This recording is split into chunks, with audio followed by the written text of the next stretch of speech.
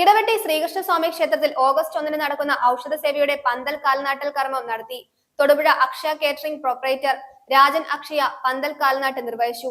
മേൽശാന്തി ബ്രഹ്മശ്രീ ഹരിനാരായണൻ നമ്പൂതിരി ഭൂമി പൂജ നടത്തി. ക്ഷേത്രം പ്രസിഡന്റ് BB ജയൻ, സഹരക്ഷാധികാരി MR Jayakumar, secretary Siju B Pillai, ഖജാൻജി MN രവീന്ദ്രൻ, ക്ഷേത്രഭരണ സമിതിയുടെയും മാതൃസമിതിയുടെയും അംഗങ്ങൾ, ഭക്തജനങ്ങൾ എന്നിവർ ചടങ്ങിൽ പങ്കെടുത്തു.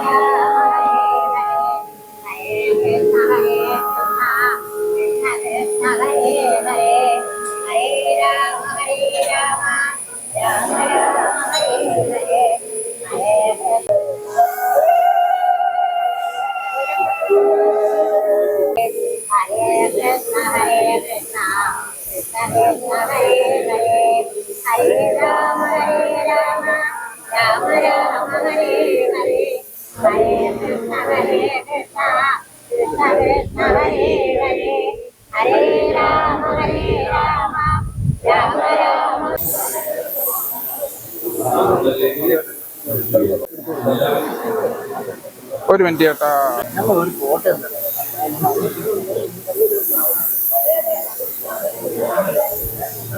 റിലീസാണ്.